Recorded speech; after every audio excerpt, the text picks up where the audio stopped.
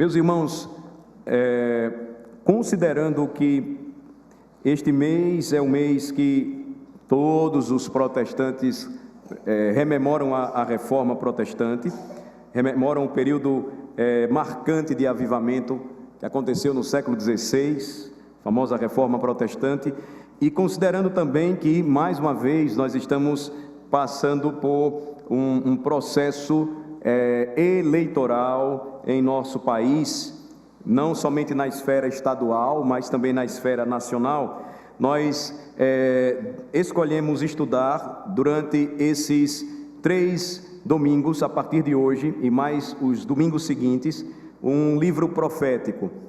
A literatura profética, ela é extremamente importante para a vida da igreja, mas infelizmente ela é bastante desprezada.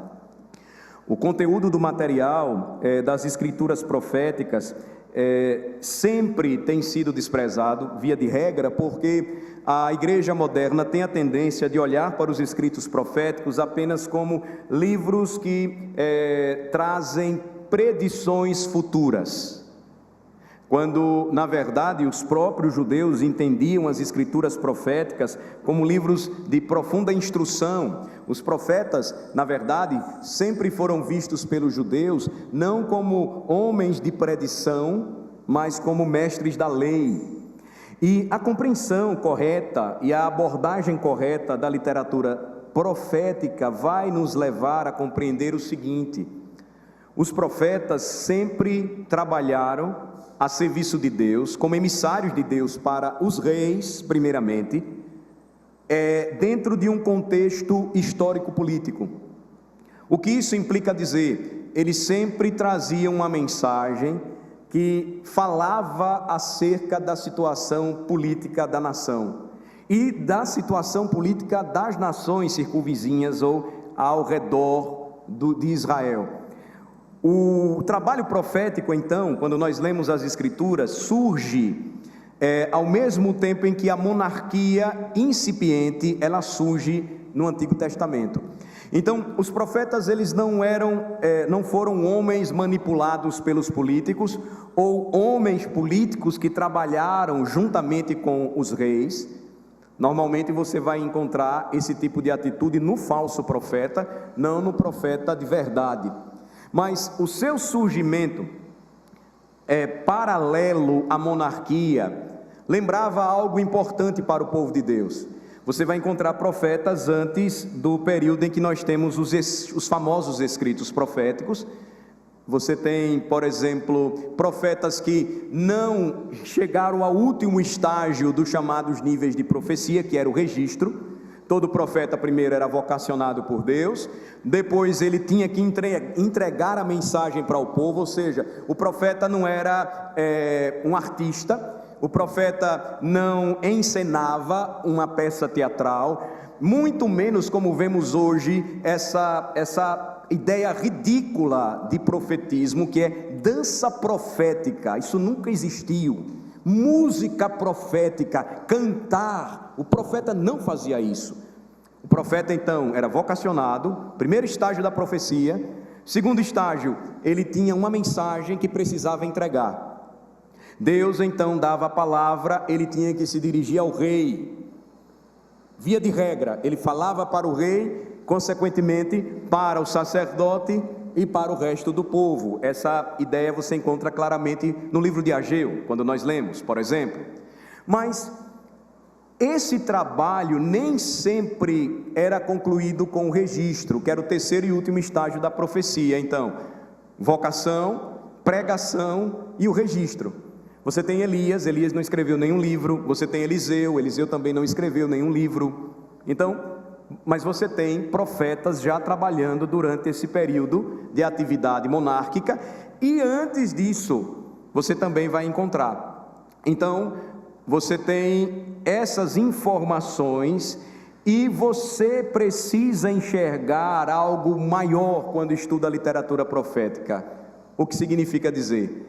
Eles não foram homens manipulados, mas emissários de Deus para os reis, e para que então houvesse a manutenção do governo de Deus através da monarquia.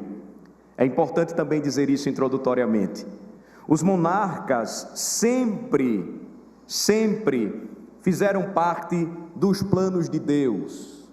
O povo se adianta nos dias de Samuel, e aí por vezes a gente confunde as coisas, quando eles pedem um rei segundo os reis dos povos pagãos. Isso traz então desagrado da parte de Deus, porque eles não estavam confiando no que Deus estava preparando para eles.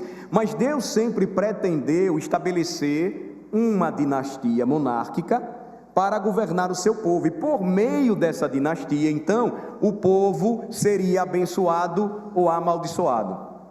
A dinastia final, você vai perceber, não seria de Saul, ele falha, e esse foi o rei que o povo queria, que o povo pediu, mas ela seria perpétua na história do rei Davi.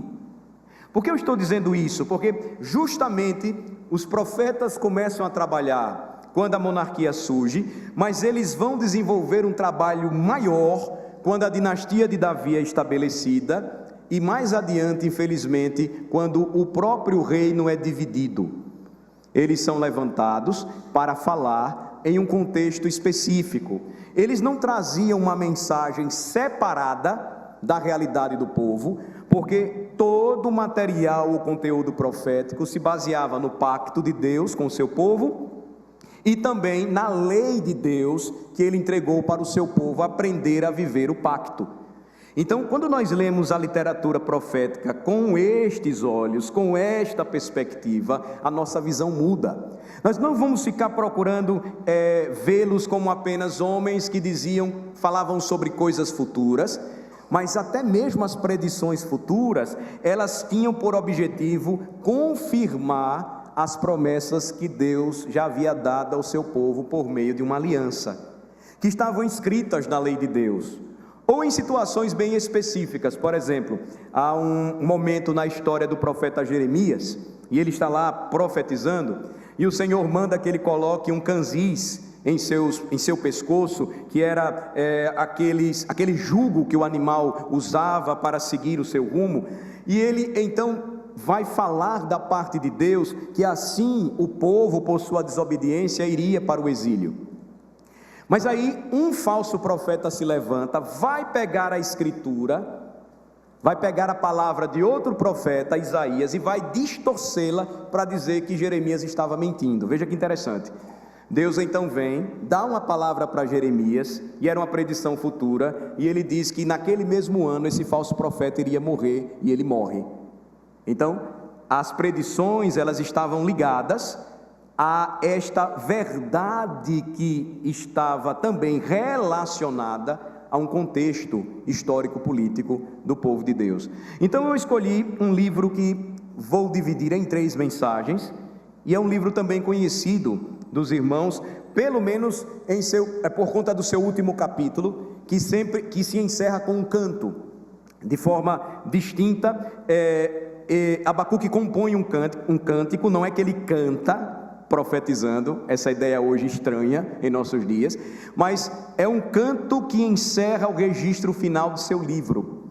Ele vai fazer isso, aí você conhece, já deve imaginar acerca de que profeta eu estou falando. Eu estou me referindo a Abacuque, e a projeção já está aí dizendo o que é que a gente vai falar, o que é que nós vamos trabalhar a partir de hoje.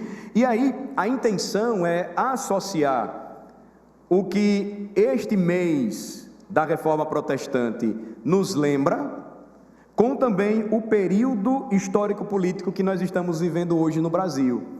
Pensem comigo, essa relação do trabalho do profeta paralelamente ao rei. O que é que acontece na Reforma Protestante no século XVI? Por meio da pregação da palavra, por meio do anúncio da mensagem do Evangelho, o Senhor converteu uma nação inteira. Claro, quando nós falamos assim, nós não estamos dizendo que toda a Alemanha de Lutero se converteu, mas entendam o contexto histórico-político da época. Através da pregação de um homem que foi levantado para falar a verdade, o próprio rei ou os príncipes alemães, eles se curvam ao Rei dos Reis, o Senhor Jesus Cristo. E aí a idolatria e o paganismo são rechaçados da Alemanha, uma grande reforma começa a acontecer. O impacto então, portanto, não seria apenas local, o impacto seria nacional. A ideia então é que a igreja enxergue o seu caminhar, à medida em que estuda as escrituras proféticas, sob este prisma. Veja, hoje nós temos reuniões que são convocadas pelos líderes políticos para que aconteçam no dia do Senhor. Você já percebe que o erro começa daí. São cristãos envolvidos nisso. Você já começa a perceber que essa movimentação está toda equivocada. Por outro lado, muitos cristãos preocupados com os rumos da nação, mas que não vêm para a reunião de oração, estão fazendo tudo errado. Joelho no chão é o princípio de tudo. Joelho no chão, entenda, na compreensão corporativa, porque aí você vai vir com aquela conversa para mim que você ora em casa. Todo mundo ora, mas existe uma convocação, existe uma reunião, existe um clamor. Isso funciona de forma diferente. Os profetas então falavam assim, eles se dirigiam ao povo, eles falavam profeticamente para o povo. Então vamos abrir a palavra de Deus no livro de Abacuque e vamos perceber como a sua mensagem ela é importante para os nossos dias e ela traz conexões para o que nós vamos ver. Depois do livro do profeta Naum, você vai encontrar o livro de Abacuque. Nessa primeira mensagem, intitulada "O justo viverá pela fé", nós vamos até o capítulo 2, versículo 5. Esse versículo-chave, ele está aí no versículo 4 do capítulo 2. Nós vamos então ter essa primeira mensagem sobre o profeta Abacuque. Esse livro foi objeto do nosso estudo há alguns anos. Eu acho que em 2014, se não me falha a memória, eu preguei sobre Abacuque. Alguns anos já se passaram. Nós vamos novamente tratar sobre ele. Sentença revelada ao profeta Abacuque, a partir do versículo 1, aí observem. Sentença revelada ao profeta Abacuque: até quando, Senhor, clamarei eu e tu não me escutarás? Gritar-te-ei violência e não salvarás. Porque me mostras a iniquidade e me fazes ver a opressão? Pois a destruição e a violência estão diante de mim. Há contendas e o litígio se suscita. Por esta causa a lei se afrouxa e a justiça nunca se manifesta, porque o perverso cerca o justo, a justiça é torcida. Vede entre as nações, olhai, maravilhai-vos e desvanecei, porque realiza em vossos dias obra tal, que vós não crereis quando vos for contada. Pois eis que suscita os caldeus, nação amarga e impetuosa, que marcham pela largura da terra, para apoderar-se de moradas que não são suas. Eles são pavorosos e terríveis, e criam eles mesmos o seu direito e a sua dignidade. Os seus cavalos são mais ligeiros do que os leopardos, mais ferozes do que os lobos ao anoitecer, são os seus cavaleiros, que se espalham por toda parte, sim. Os seus cavaleiros chegam de longe, voam como águia que se precipita a devorar. Eles todos vêm para fazer violência. O seu rosto suspira por seguir avante. Eles reúnem os cativos como areia. Eles escarnecem dos reis. Os príncipes são objeto do seu riso. Riem-se de todas as fortalezas, porque amontoando terra as tomam. Então passam como passa o vento e seguem. Fazem-se culpados estes cujo poder é o seu Deus. Não és tu desde a eternidade, ó Senhor, meu Deus, ó meu santo? Não morreremos. Ó Senhor, para executar juízo, puseste aquele povo. Tu, ó rocha, o fundaste para servir de disciplina. Tu és tão puro de olhos que não podes ver o mal, e a opressão não podes contemplar. Por que, pois, toleras os que procedem perfidamente e te calas quando o perverso devora aquele que é mais justo do que ele? Por que fazes os homens como os peixes do mar, como os répteis que não têm quem os governe? A todos levanta o inimigo com um anzol, pesca-os de arrastão e os ajunta na sua rede varredora. Por isso ele se alegra e se regozija. Por isso oferece sacrifício à sua rede e queima incenso à sua varredura, porque por elas enriqueceu a sua porção e tem gordura a sua comida. Acaso continuará por isso esvaziando a sua rede e matando sem piedade os povos? Por-me-ei na minha torre de vigia, colocar-me-ei sobre a fortaleza e vigiarei para ver o que Deus me dirá e que resposta eu terei à minha queixa. O Senhor me respondeu e disse: escreve a visão, grava sobre tábuas, para que a possa ler até quem passa correndo. Porque a visão ainda está para cumprir-se no tempo determinado, mas se apressa para o fim e não falhará. Se tardar, espera-o, porque certamente virá, não tardará.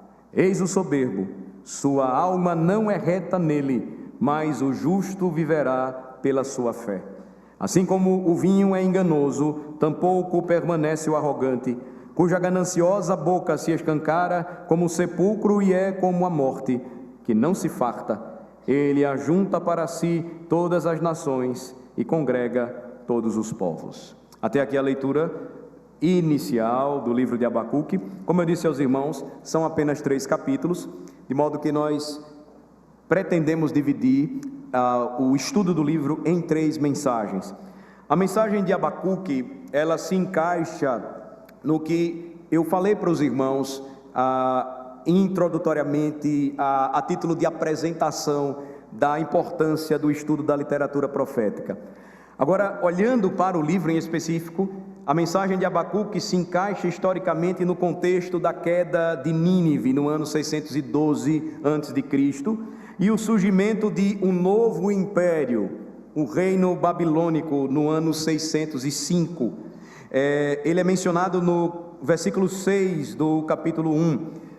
O Senhor então suscitou os caldeus, versículo 6, nação amarga e impetuosa, que marchava pela largura da terra para apoderar-se de moradas que não são suas.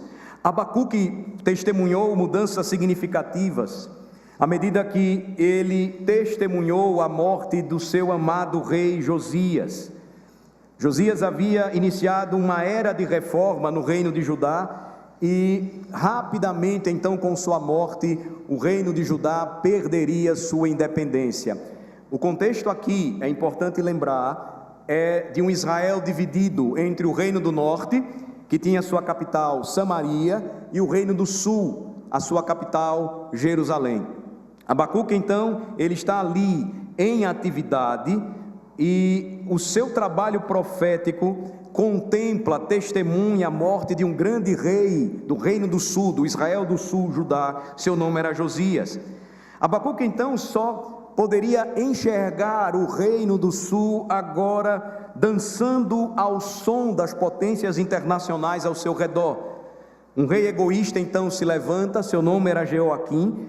Jeoaquim era um tirânico e ímpio rei, e ele, depois de um breve reinado, seria assumido por outro rei chamado Jeoacás, no ano 609.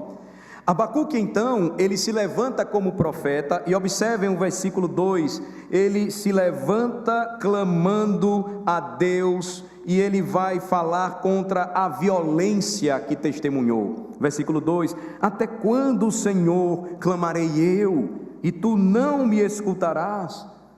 Até quando gritarei violência, era o que ele testemunhava, e não trarás salvação?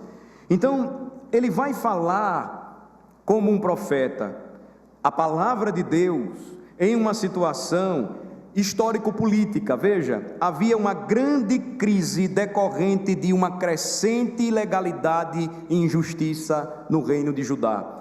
Os versículos 2 a 5, você percebe isso muito bem. Ele vai falar no versículo 3, observem mais uma vez, do capítulo 1: porque me mostras a iniquidade e me fazes ver a opressão, pois a destruição e a violência estão diante de mim, há contendas, e o litígio se suscita por esta causa, a lei se afrouxa e a justiça nunca se manifesta, porque o perverso cerca o justo, a justiça é torcida. Então ele vai fazer isso, e após a repentina morte de Josias, a ascensão do reino babilônico, Abacuque ele profetiza a gravidade dos fatos. Por volta do ano 605, então, a Síria e o Egito, em uma coalizão, vão sucumbir ao grande império babilônico em uma batalha famosa que marca essa transição do reino assírio para o reino babilônico, os reinos mais poderosos da época, a famosa batalha de Carquemis. E então, com esta mudança, os dias de Judá já estavam contados. É importante lembrar que durante esse período, Deus preservou o reino do sul. O reino do norte já estava em exílio há um bom tempo. Mas o reino do sul, agora o reino de Judá, estava com seus dias contados por imitar os mesmos caminhos do reino do norte, por não se arrepender dos seus pecados, que eram muitos, por ceder a chamada política que era praticada na época. Então, irmãos, tudo isso nos chama a atenção para o momento em que o profeta, ele é levantado por Deus. Um profeta sempre foi um homem da hora. Há um termo em alemão que é muito utilizado na política, no estudo da geopolítica também, que é Realpolitik. O que seria esse termo, resumidamente? A Realpolitik envolve a prática das nações e dos homens que governam, e isso envolve também as instituições que, abandonando as suas convicções, em nome de um pragmatismo, podem chegar a praticar qualquer coisa. Vocês sabem em que nível Israel chegou a praticar a sua Realpolitik? Abandonando seus valores, as suas crenças, as suas convicções, eles abandonaram o seu próprio Deus. Eles começaram a fazer tudo aquilo que as nações pagãs faziam, e com essas alianças eles começaram a prosperar. Assim começou com o reino do norte. O reino do norte, sob o governo de Jeroboão II, prosperou, ficou rico. Os políticos, eles ficaram muito bem. O poder sobrepujante era evidente. Ao mesmo tempo, 2 centros de adoração foram criados quando o reino se dividiu, lá no norte, Dan e Betel, e eles imitaram as práticas pagãs, prostituição cultural, sacrifícios, adoração aos falsos deuses. Não nos enganemos, irmãos, todo passo que uma nação toma, cedendo aos seus princípios e valores, em nome do pragmatismo, que resumidamente quer dizer, se está dando certo, vamos fazer, vai levar a uma derrota terrível e final, na conclusão de tudo, quando estas nações, elas voltam as suas costas para Deus. Assim aconteceu com o povo de Deus naquela época. Eles chegaram ao nível então da prática pagã das suas nações, das nações ao seu redor, por conta das alianças que foram feitas. Eles chegaram a sacrificar os seus filhos aos falsos deuses. Não é uma linguagem diferente hoje quando eu vejo cristãos defendendo o aborto, não é. É a seção, a Realpolitik do nosso tempo. Mas existem políticas, existem situações, nada que contraria a lei de Deus deve ser aceitado por nós, mas começa a ceder aqui, a ceder ali, a entender que isso é possível, a experimentar uma falsa realidade de paz.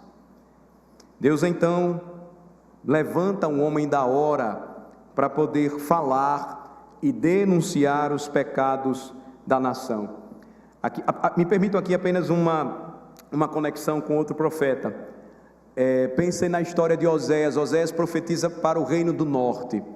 O reino do norte cede primeiro a essa realpolitik da época, e era extremamente próspero os dias em que Oséias foi levantado para profetizar. O rei estava bem, a aristocracia estava muito bem, mas havia injustiça. Os trabalhadores não estavam recebendo, os pobres ficando mais pobres e consequentemente escravizados. Deus então levanta Oséias, e ele vai dar uma ordem dificílima para Oséias: você vai tomar uma mulher de uma situação de prostituição, você vai resgatá-la, você vai casar-se com ela, você vai amá-la. É impressionante a história de Oséias. Alguns tentam afirmar que aquilo não poderia acontecer, que aquilo foi uma imagem, mas isso vai de encontro a toda a história do próprio livro e a maior parte da tradição judaica e cristã ao entender as escrituras proféticas. O que Oséias fez mesmo foi tomar uma mulher chamada Gomer. Não sabemos se ela era uma prostituta cultual ou acostumada à prática da infidelidade com diversos homens, e ele então casa-se com ela e ama a sua esposa até o fim. Ela então se prostitui de novo, ela deixa seu marido e ela acaba sendo pega, vendida como escrava, e Deus então diz: vai até o mercado de escravos e disputa com os outros homens o direito de trazer sua mulher de volta para casa. Sabe como acontecia o mercado de escravos naquela época? O escravo ficava nu diante dos homens, para que tudo fosse visto: se um homem era forte, se os seus dentes estavam em perfeito estado, se ele não tinha nenhuma deficiência. As mulheres eram vistas ali em suas vergonhas para saber se elas seriam úteis para o trabalho e também para a cama. O profeta vai lá e gasta muitos recursos, ele luta por sua esposa, ele traz novamente ela para casa, e a grande mensagem era: vocês estão fazendo a mesma coisa comigo, diz o Senhor. Eu sou o esposo, vocês estão me traindo. Como esposa, vocês estão se prostituindo com outros homens, ou seja, com outras nações. Deus então levanta sempre o profeta, irmãos, para tratar das questões nacionais em um momento específico, mas nada disso é estranho à realidade de que toda a verdade sempre esteve ali, baseada na palavra de Deus, na aliança e na lei, ou seja, essa é a mesma verdade para o crente sempre. Os valores que ele não pode jamais negociar em nome de uma realpolitik. Não. A lição então para nós, quando nós estudamos o livro de Abacuque, voltando então para o nosso livro em questão, é que Deus governa seu mundo com sabedoria inescrutável e santa. Sabemos que Ele, o Senhor, é santo, mas parte da razão pela qual esse governo é tão inescrutável, meus irmãos, é porque Ele usa tanto a impiedade quanto a piedade para cumprir os seus santos fins. Nesse contexto aqui, Ele vai usar a impiedade para trazer lições profundas para o seu povo que havia se tornado infiel. E este foi o dilema central do profeta aqui em questão. Abacuque enfrentou esse grande desafio. A palavra Abacuque quer dizer abraço, o nome Abacuque quer dizer abraço na língua hebraica, mas ele tinha a responsabilidade de trazer um fardo para o povo. A palavra sentença na língua hebraica quer dizer fardo, literalmente, ou algo pesado. A lição então que Abacuque aprende é que esperar pela libertação que vem do alto é um dos instrumentos centrais que Deus usa para nos preparar para a glória que está por vir. Então, você tem essa estrutura em todo o livro, E essa estrutura, ela é maravilhosa. Eu vou aqui dar essa estrutura para vocês de uma forma resumida. Você tem primeiro a reclamação de Abacuque, que tem a ver com quanto tempo ele precisaria esperar pela justiça de Deus. Isso está aí no capítulo de número 1, nos versículos 2 a 4. Você tem depois a primeira resposta que vem do Senhor, nos versículos de 5 a 11, ou seja, ele vai trazer o grande exército da Babilônia para tratar com as corrupções de seu povo. Depois, nos versículos 12 a 17, Abacuque diz que isso era ainda mais grave, porque os babilônios eram piores do que os assírios, eles seriam mais terríveis para Judá do que eles podiam imaginar. Então aí você tem uma estrutura que começa com bastante gravidade. No centro do livro, versículos de 1 a 5, Deus então diz: espere, pois o Senhor punirá o ímpio, e o justo nesse período de tempo deverá viver pela fé. Então você tem um momento tenso do livro, você tem um momento central do livro que fala da parte de Deus. O profeta anuncia: esperem, durante esse período difícil, como o justo deve viver, ele deve viver pela fé. E aí, a parte final, ela agora vai mostrar o que Deus iria também trazer a nível de libertação. Nos versículos 6 a 20 do capítulo 2, o Senhor vai responder a segunda queixa do profeta, e ele vai falar sobre os juízos que viriam sobre os ímpios em forma de ais, que é um termo judaico que nós encontramos, por exemplo, no livro do Apocalipse. Dos versículos 3, o capítulo 3, versículos de 1 a 15, o exército do Senhor seria a resposta ao exército da Babilônia. E finalmente, versículos 16 a 19, Abacuque resolve seu dilema e decide esperar no Senhor de qualquer forma. Essa é a grande conclusão preciosa do livro, e que eu espero anime você enquanto caminhar comigo estudando este precioso livro. Eu sei que muitos de nós ficaram decepcionados com o resultado das eleições de domingo, devem ter passado mal, provavelmente alguns, mas isso nos mostra também que nós não temos o controle da situação, que nada acontece como nós queremos, que Deus tem o governo de todas as nações em suas mãos. E como é que nós vamos resolver então este dilema? Senhor, nós temos orado, Senhor, há um grande despertamento nacional para lutar contra valores que nós cremos são contrários à palavra de Deus, e será que isso não vai prosperar? Senhor, o que é que está acontecendo? O livro de Abacuque nos ajuda a entender como esse dilema pode ser enfrentado. Você e eu precisamos decidir esperar no Senhor de qualquer maneira, não há outro caminho, não há outra solução. Lembre-se que no livro de Jó, no final do livro, ele volta a sua paciência e Deus restaura a sua sorte totalmente. Ele começa de forma grave, tem um momento central de mudança.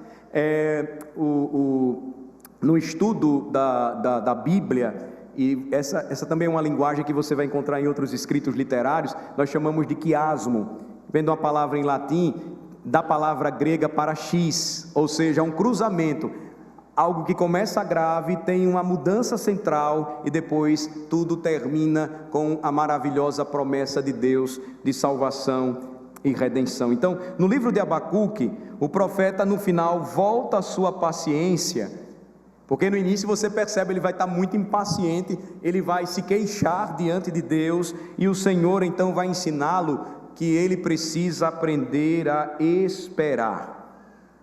Como eu disse aos irmãos, a profecia, ela começa no versículo 1, sendo chamada de sentença, assim como no livro de Malaquias.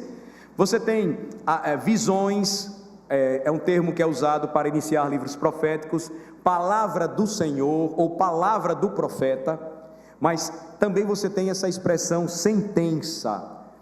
É uma palavra que começa em alguns livros, como no livro de Malaquias também, que mostra a gravidade do juízo que está por vir. Peso da palavra do Senhor, ou peso revelado da parte de quem? Do Senhor ao profeta Malaquias ou ao profeta Abacuque. Então, certamente, Abacuque tinha um fardo para carregar. Ele vai então se questionar diante do Senhor, como eu disse aos irmãos. Essas perguntas, elas são importantes para a nossa observação. No versículo 2, porque Deus estava demorando em ouvir a sua oração, seu clamor. No versículo 3, porque Deus estava revelando corrupção a Abacuque. Será que ele não ia fazer nada a respeito disso? Versículo 4, por que os malfeitores estavam prevalecendo, se o Senhor é justo juiz? E aí então vem a resposta. No versículo 5, Deus iria fazer uma obra extraordinariamente maravilhosa, mas não era aquela que Abacuque esperava a princípio. O versículo 6 diz que ele iria levantar os caldeus, e estes trariam grande julgamento sobre o reino do sul, uma nação terrivelmente impiedosa. Seu poder, no versículo 7, é descrito como terrível. Eles traziam medo, milhares de soldados marchando contra uma cidade. Dava para se ouvir o som dos exércitos, da cavalaria, das carruagens se locomovendo. De longe isso já despertava medo. Eles vinham, versículo 9, e com violência devoravam tudo ao seu redor. Na profecia de Joel, os caldeus, por exemplo, eles são descritos como gafanhotos, 3 tipos de gafanhotos conhecidos no Oriente, que quando vêm em bando, devoram em minutos plantações. Então, isso era algo horrível para o povo, era sinal de fome. A linguagem, então, se parece aqui, eles vêm marchando pela largura da terra para se apoderar de tudo aquilo que não lhes pertence. Reis e príncipes não são nada para ele. Veja aí o versículo de número 10. Eles escarnecem dos reis. Os príncipes são objeto do seu riso. Riem-se de todas as fortalezas, porque amontoando terra as tomam. Eles seriam como grama cortada pelas foices dos babilônios. Os invasores então ainda atribuíam, versículo 11, seu poder, a sua força, suas proezas, grandiosos feitos ao seu Deus falso. Então passam como passa o vento e seguem, fazem-se culpados estes cujo poder é o seu Deus. Isso não agrada a Abacuque. Abacuque fica extremamente incomodado com tudo isso. Versículo 12, observem, ele vai então questionar: não é Deus o Deus verdadeiro e santo em julgamento? Deus tem mãos santas, então como ele pode pegar e usar uma vara tão suja como Babilônia? É o que ele diz no versículo 13.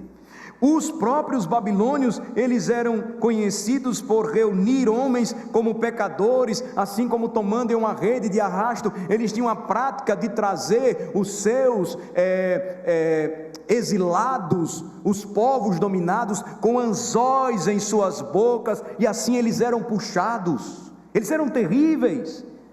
Eles adoravam suas próprias proezas, versículo 16, e são a própria definição de atrevimento e também de gordura, ou seja, o sinal de que eles eram prósperos. Queimam incenso à sua varredura, porque por elas enriqueceu a sua porção, e tem gordura a sua comida, sinal de fartura, de prosperidade. E assim o profeta lamenta mais uma vez no versículo 17.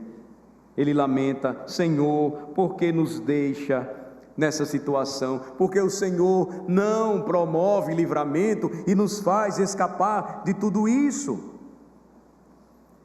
Isso nos conduz então, irmãos, ao coração do livro, semelhantemente ao apóstolo Paulo, quando tomou este versículo em Romanos capítulo 1.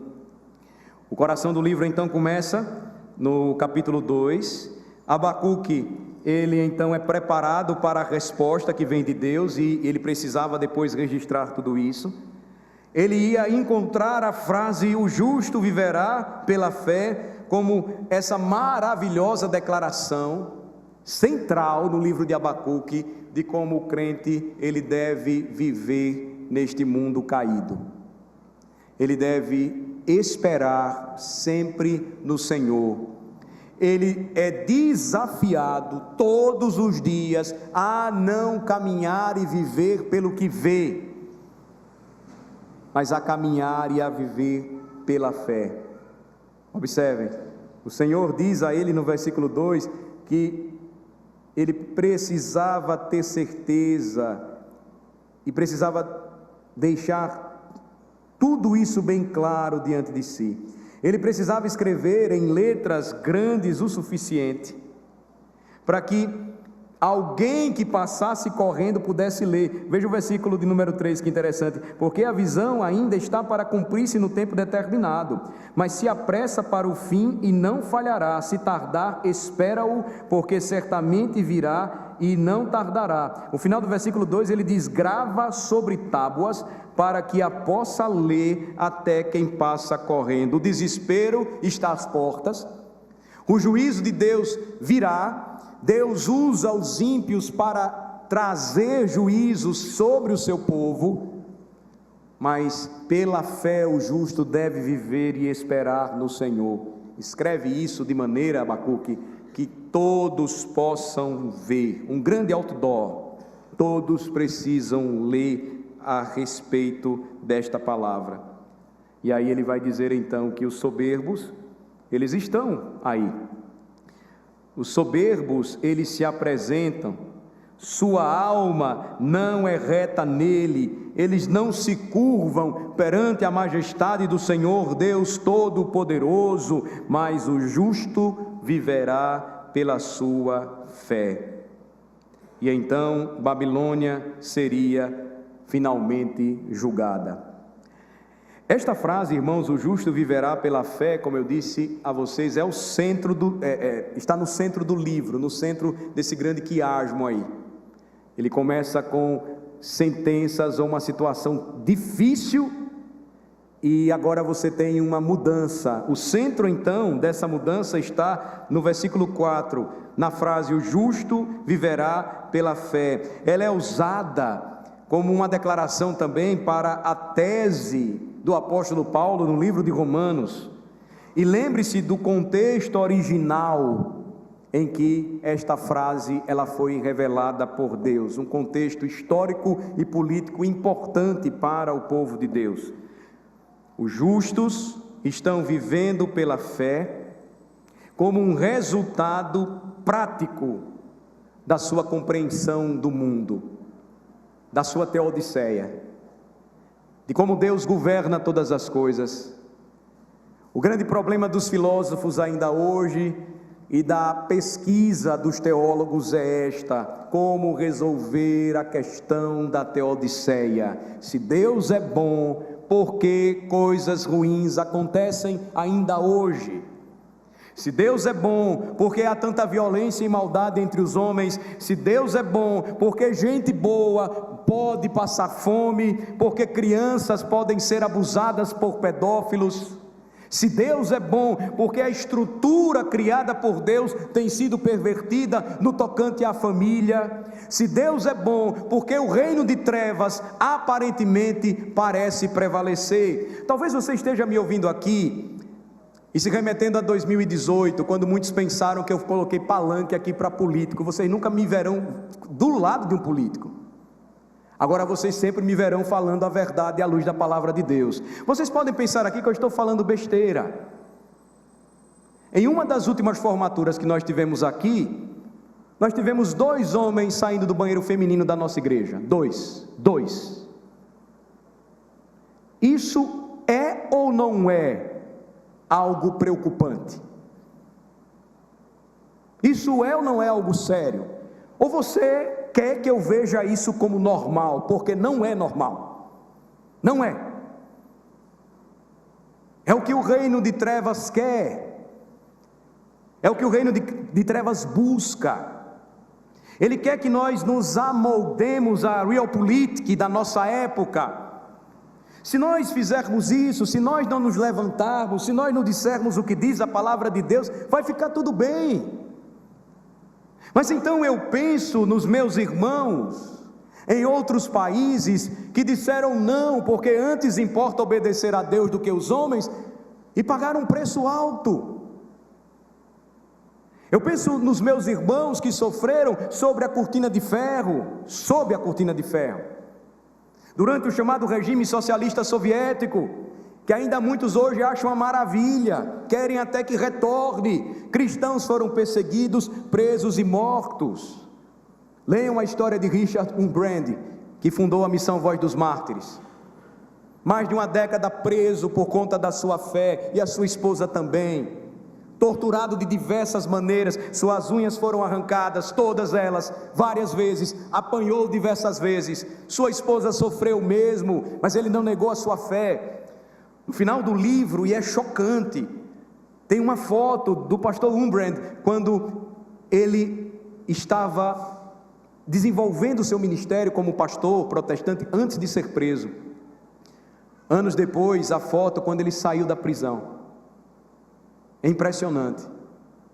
Mas aí, veja, ele era um homem que estava fortemente ligado a essas questões.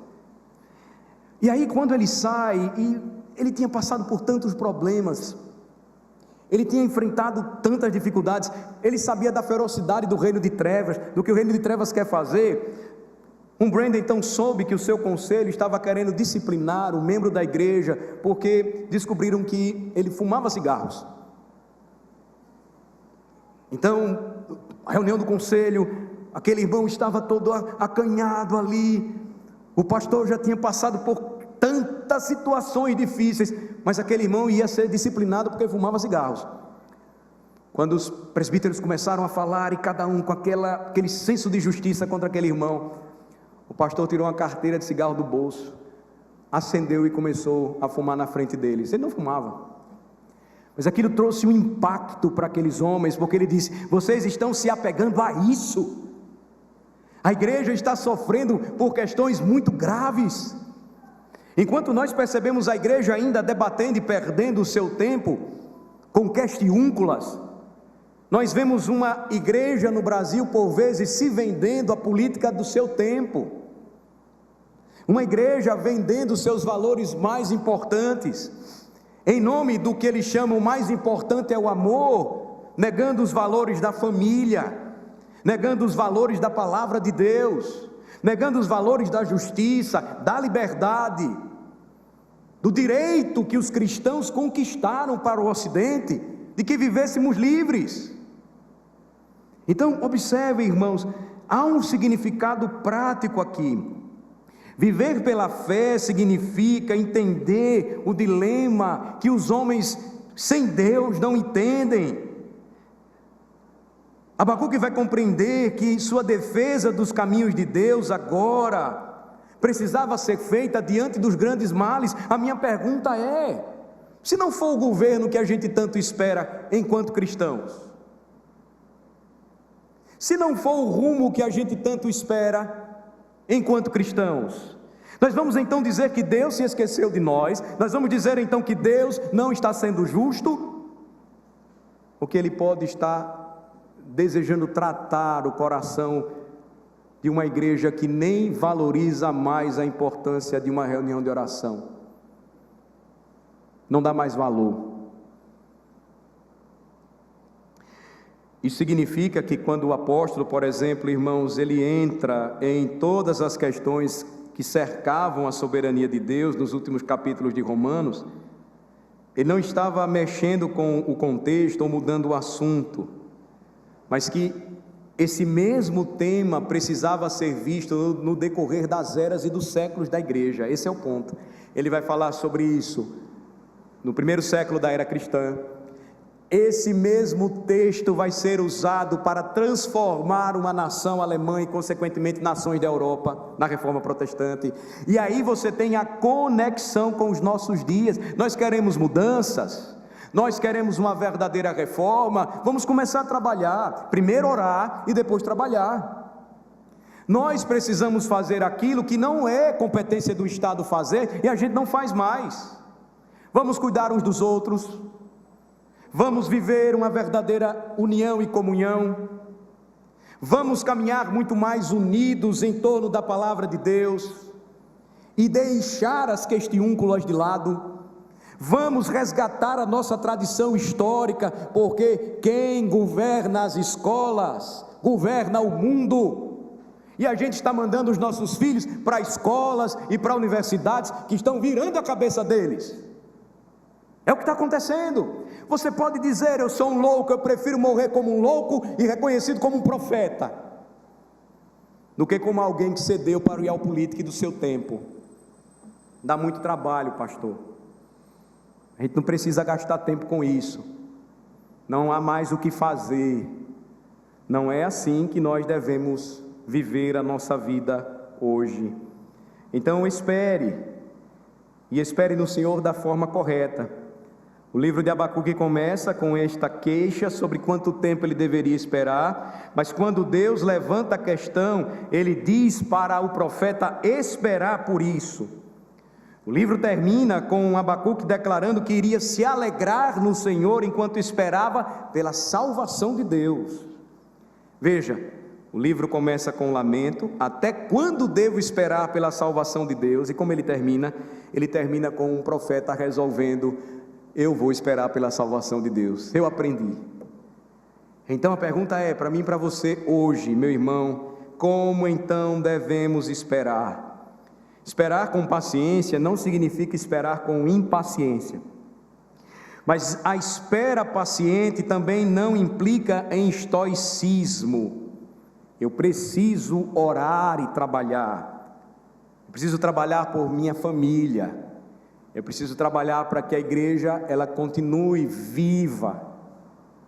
Nós já passamos da casa dos 9.000 em arrecadação para ajudar a igreja em Guiné-Bissau. Pastor Aristides já voltou, já mandou o último relatório. Eu vou passar para que vocês leiam e vamos continuar orando e vamos trabalhar. Temos muito o que fazer, não pensar apenas aqui, mas pensando daqui na dimensão e no que nós podemos fazer enquanto igreja. Esperar significa olhar para Deus em vez de olhar para as circunstâncias. Esse é o sentido de espera à luz da palavra do Senhor. O juiz de toda a terra fará o que é certo, e ele fará o que é certo no momento certo. Não pensem diferente, não façam isso. Confiem no Senhor, independentemente dos resultados, mas não seja nem paciente nem estoico. Faça alguma coisa. Seria correto a gente desviar o nosso propósito? Não. Seria correto você ir para as ruas e manifestar-se de forma justa? Não. Seria incorreto você exercer a sua cidadania e votar à luz da palavra de Deus? Também não. Não. Mas não comece da forma errada, comece da forma certa. Entenda que o juiz de toda a terra fará o que é certo, e ele fará o que é certo no momento certo. Caminhando então, irmãos, para a nossa conclusão, a demora com a qual nos irritamos não é porque Deus está tentando reunir seus recursos, pois nós sabemos que Ele não precisa de tempo para se preparar. Nós sabemos que Deus é soberano, e nem é porque Ele nos despreza, não, porque nós sabemos disso. Ele também é santo. Deus está sempre pronto para entregar aquilo que prometeu, mas nem sempre estamos prontos para nos entregarmos à causa dele. A espera, portanto, faz parte de sua preparação. É algo que precisamos aprender da parte de Deus. Se Deus está esperando, é porque Ele está fazendo algo em nós que irá, no fim de tudo, glorificá-lo. A glória de Deus sempre é o fim de tudo, lembrem-se disso. Como presbiterianos, nós sabemos muito bem. E esperar, por vezes, é muito mais difícil do que a calamidade que está diante dos nossos olhos. Nós, calvinistas, geralmente brilhamos os nossos olhos quando tratamos com os decretos eternos de Deus, manifestos do céu. Quando o Senhor traz juízo sobre os ímpios, quando o Senhor traz mudanças significativas para o bem, nós vibramos com isso e dizemos: Deus que está no controle de tudo, faz tudo para a sua glória. A área onde nós cristãos, que professamos a nossa fé na soberania de Deus completa, por vezes é difícil de fazer com que os nossos olhos brilhem, é quando nós pensamos que Deus parece não estar fazendo nada. É aí quando os nossos olhos não brilham, quando a impaciência toma conta do nosso coração. Eu estou me referindo aqui, irmãos, àqueles momentos em que temos que esperar no Senhor, quando a maldade e o mundanismo parecem ser as coisas mais comuns do mundo. Nós estamos vivendo tempos assim. Eu tenho um exemplo que eu jamais imaginaria um dia acontecer em nossa congregação, de tamanho desrespeito, de afronta, quando usaram os nossos banheiros de forma indevida. Mas, nesse contexto todo, nós precisamos aprender a esperar. Veja o que diz o Salmo 37, abra comigo, por favor, Salmo 37, para a gente caminhar aqui para a final. Salmo 37, versículos 34 a 36.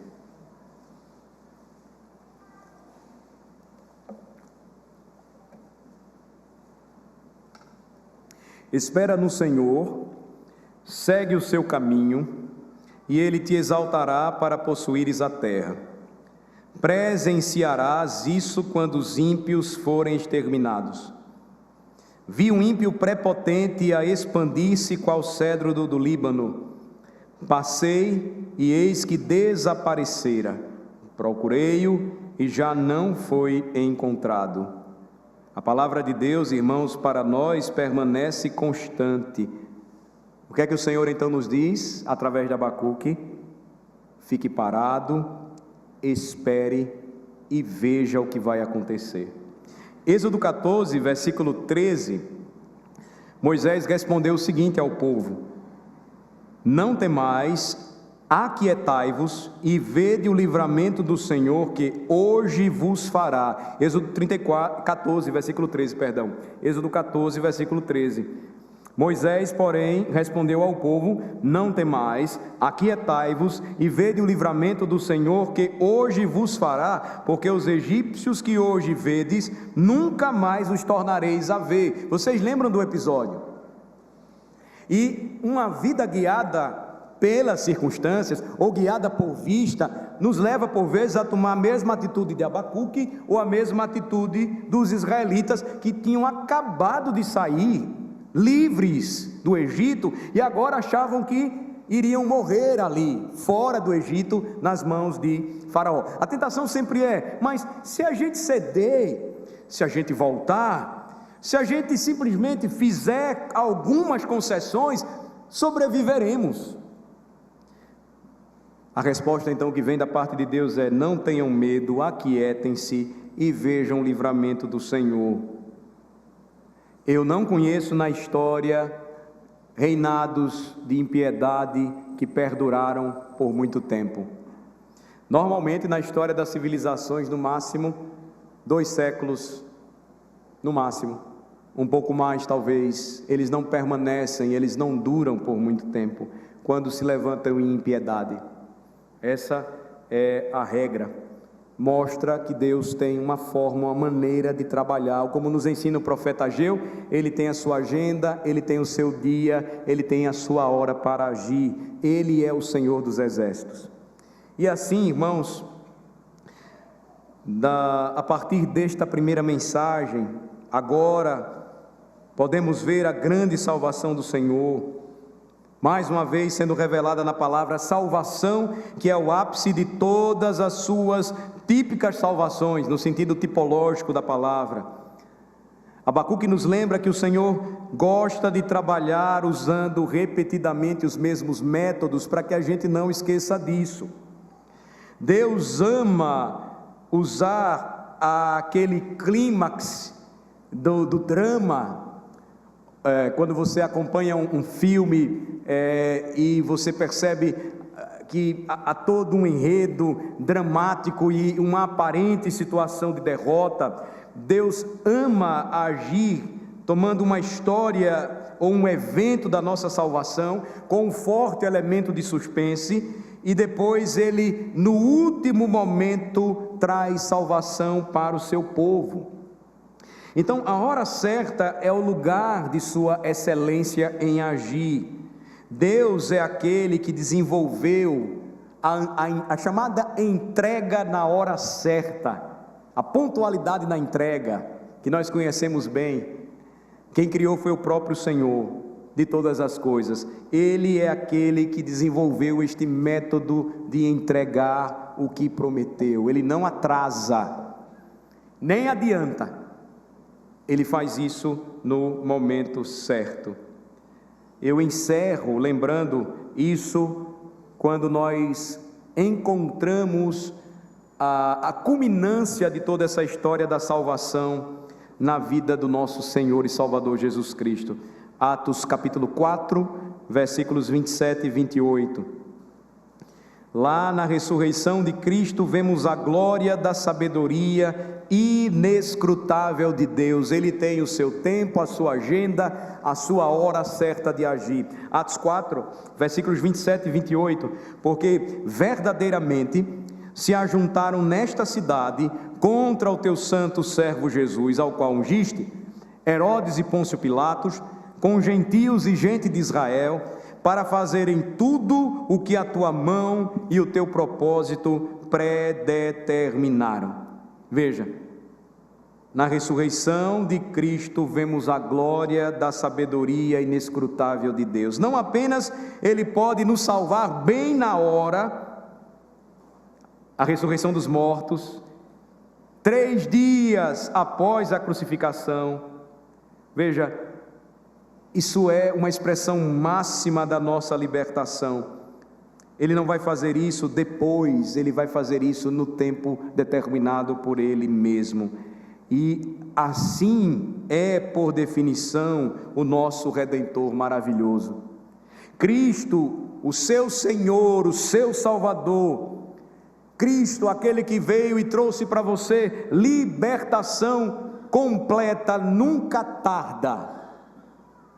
Mas sendo o Rei dos Reis e Senhor dos Senhores, Ele nos ensina a parar, esperar e ver Ele sempre agindo no meio do seu povo, em favor do seu povo, tudo isso para a sua glória. E a minha pergunta então é: agindo Deus, quem o impedirá? Vamos orar. Nosso Deus e Pai, te rendemos graças, Senhor, porque nesta manhã nos concedes o privilégio de mais uma vez estudarmos juntos o livro do profeta Abacuque.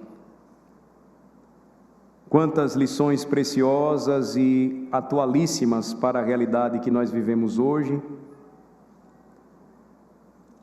e que deve nos ensinar, ó Senhor, a caminharmos pela fé, esperarmos no Senhor, sabendo que o justo, ele deve viver desse modo.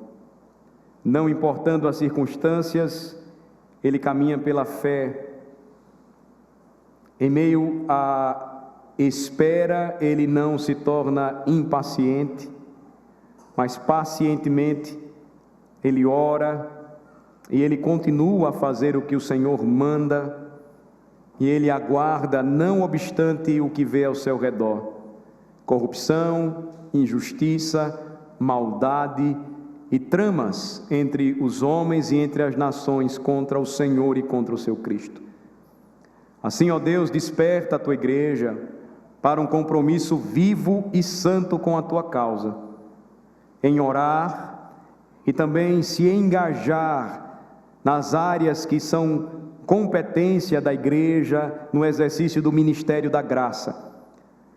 A igreja não deve exercer o seu papel como uma instituição política, pois jamais deverá fazer isso, mas cumprindo a sua ordem profética, caminhar ao lado das nações, dos governos, alertando-os e dizendo-os o que o Senhor manda dizer, e esperando sempre no Senhor, de onde vem a nossa salvação. Assim, Senhor, nós oramos e pedimos que nos orientes, que nos prepares, que nos dê boa instrução e que tudo isso redunde em louvor e glória para o teu santo nome. Compreensão, esclarecimento para que não caminhemos alienados, mas sejamos sensatos em nossa reflexão e em nossa convicção quando declaramos a nossa fé diante do mundo.